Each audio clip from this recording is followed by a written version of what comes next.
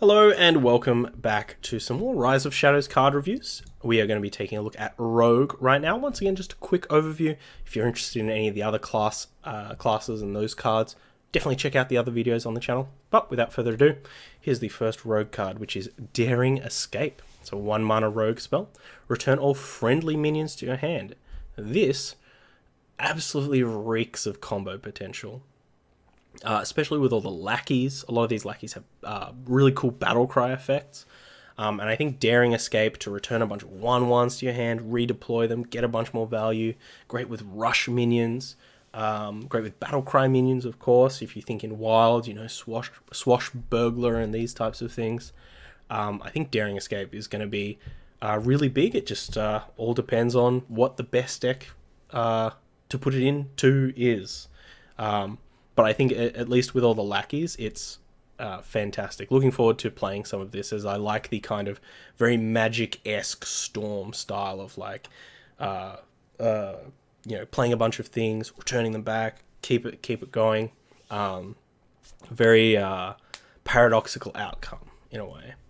Up next we have the Waggle Pick, a new rogue weapon. It's a 4-mana 4/2, which not too sure if we've seen that kind of stats from a rogue weapon before. Death Rattle, return a random friendly minion to your hand at cost 2 less. So it sets up a Shadow Step. And we've seen with cards like Necrium Blade that these types of styles of decks can be pretty consistent. And, you know, we can combine it with a bunch of pretty reasonable effects. If we're playing this on turn 4, attacking, then on turn 5, we could be playing a cool 5-mana Battle Cry effect. Like a, I don't know, Sephorium Bomber, just to name one. And then we can Waggle Pick in, hopefully trade with something else, get that Sephorium Bomber back to our hand, and deploy it again next turn, maybe alongside another Waggle Pick. So, yeah, I think this really depends on kind of the how powerful a lot of these individual battle cries are that we might want to take advantage of. Up next, the Underbelly Fence. Say 2-mana 2/3, so already good stats.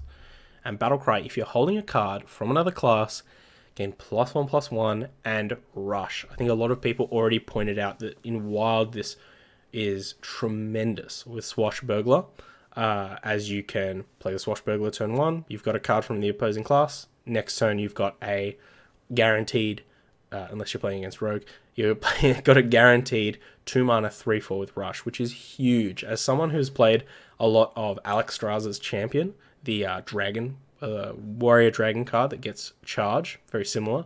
I love that card. I love how much of an impact it can have on the game.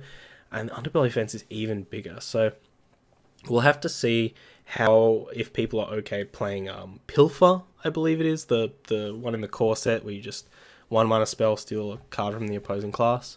We'll see if people want to do that just to get the Underbelly Fence online. But hopefully there's something in the middle where, you know, you can just play this as a more mid-rangey minion and take advantage of that. Up next, we have Tack Noswhisker, which I will never remember this name for sure. It's a 7-mana 6/6. Whenever you shuffle a card into your deck, add a copy to your hand. And we actually saw the reveal video for this, which was very, very cool. Definitely recommend everyone go check that out. But it pairs extremely well with Academic Espionage, as you'll shuffle those 10 1-mana cards into your deck, and then you'll get 10 1-mana cards into your hand, which you can then hopefully deploy on that same turn, especially if you prep out the Academic Espionage. Really, really interesting. Of course, you've got cards like Gang Up and Lab Recruiter as well, still in Standard, as well as another one that we'll see later.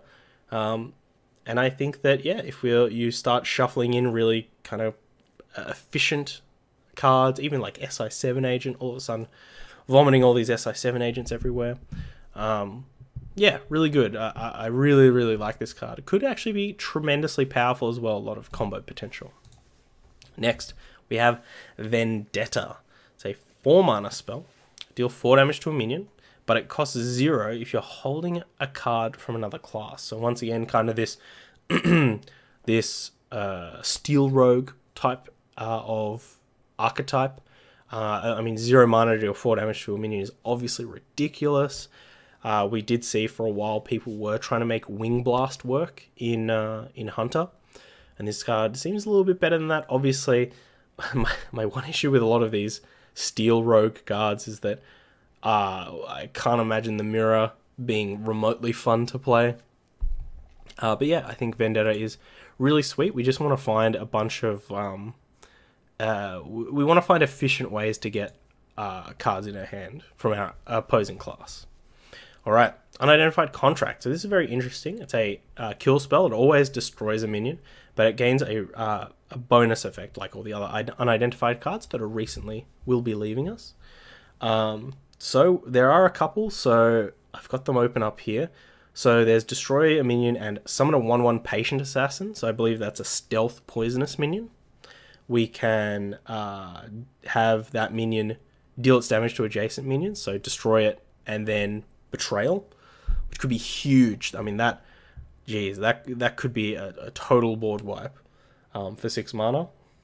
We have Destroy a Minion, add a copy of it to your hand, which is pretty cute, I think, if you're using that on, you know, those high-value legendary minions, then your opponent could quite quickly be oppressed by the minion you just destroyed. And the last one, which is probably the weakest one, is Destroy a Minion, add 2 coins to your hand. So good with combo, but definitely the least impactful spell. Up next, Hench Clan Burglar. It's a 4-mana 4/3. Battlecry, discover a spell from another class. I think this is probably what we were talking about when we were trying to find like efficient ways to get spells from another class. You know, we just get it for playing this minion. 4-mana 4/3, not the greatest stats. However, is a pirate, so some potential buffs there. Yeah, I think this was if this kind of Steel Rogue deck is going to be a thing, I'm sure Hench Clan Burglar will be a part of it.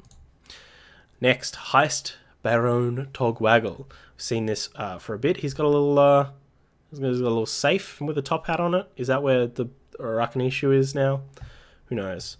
6 mana 5/5. Battlecry. If you control a lackey, choose a fantastic treasure. I believe the fantastic treasures are the Marin the Fox treasures. So the chalice that you draw and then fill your hand with that. The one that summons a legendary minion, summons 2 copies of a legendary minion. Like you discover a legendary minion, get 2 copies. Interesting.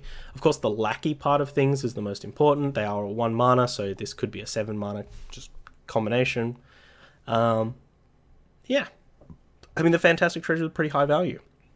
And you get to choose one, so I assume you get all 4 options. Very cool. Very interesting finisher that you could go for. And I kind of like it. We'll have to see if the decks that want to play a bunch of lackeys are interested in that type of effect, though. Also, actually, pairs quite well with our Waggle pick over here, because we can hopefully get a lackey down, play the Togwaggle, smash our lackey into something, and then use the Waggle pick to bounce our Togwaggle. Next card here, Togwaggle Scheme. Choose a minion, shuffle 1 copy of it into your deck, upgrades each turn. I think that if you just want to play a more fatiguey type game, I mean, Lab Recruiter and Gang Up are probably just fine. Like, do you really need to shuffle 10 copies of a card or something into the deck to get some value? Not really.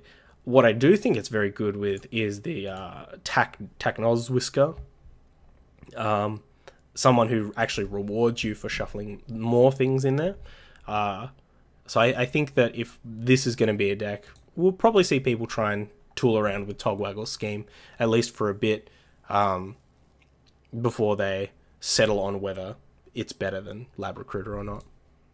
And the last card here was one of the first spoiled cards. It is Evil Miscreant, a 3 mana 1/5, which is very weird stats for a rogue card. But combo, add 2 random lackeys to your hand, which is absolutely huge. I mean, coining this out on turn 2 and getting those lackeys is really big. The important part of this being a 1/5 is that there are lackeys that, you know, give other minions charge and give other minions effects. And having a 1/5 minion that hopefully survives a turn is pretty important. Pretty important. So yeah, I think that the Evil Miscreant, if that Lackey's deck does become a thing, it's obviously going to be a really big part of it. Alright, that's all the Rogue cards. We'll be back next with the Shaman cards, so please join me back soon.